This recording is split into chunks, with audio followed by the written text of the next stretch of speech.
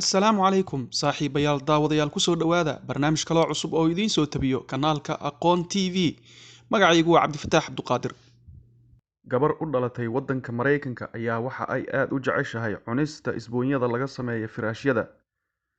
Haddaba daawadayaal inta aynan u guda gelin barnaamijka, fadlan subscribe garey, share garey, furana beelka si uu kugu soo dhaco barnaamijyadeena xiga kuwan.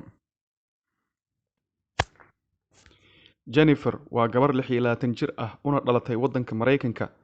Jennifer waxa ay bilowday in ay cunto isbuunyada laga sameeyo firaashyada ama joodariyaasha sida qof walba uu yaqaano markii ay jirtay 5 sano.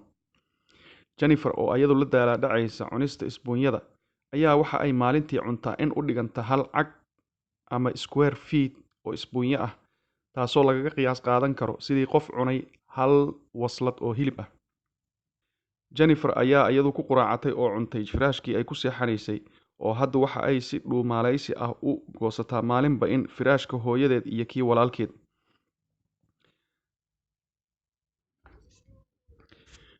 Wiilkan aad arkaysaan oo asagu ah gabadha walaalkeed ayaa waxa uu sheegay in ay aad uga walwalsan yihiin xaaladda gabadhan oo uu ka baqayo in ay cudurro u keento cunista isbuunyada.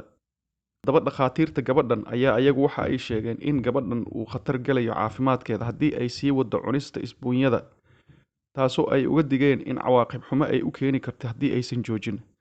Sidaa darteed, Jennifer ayaa waxa ay leedahay waxaan ku tala jiraa hadda in aan joojiyo maadaama dhakhaatiirtii ay iiga digeen caafimaadkayga.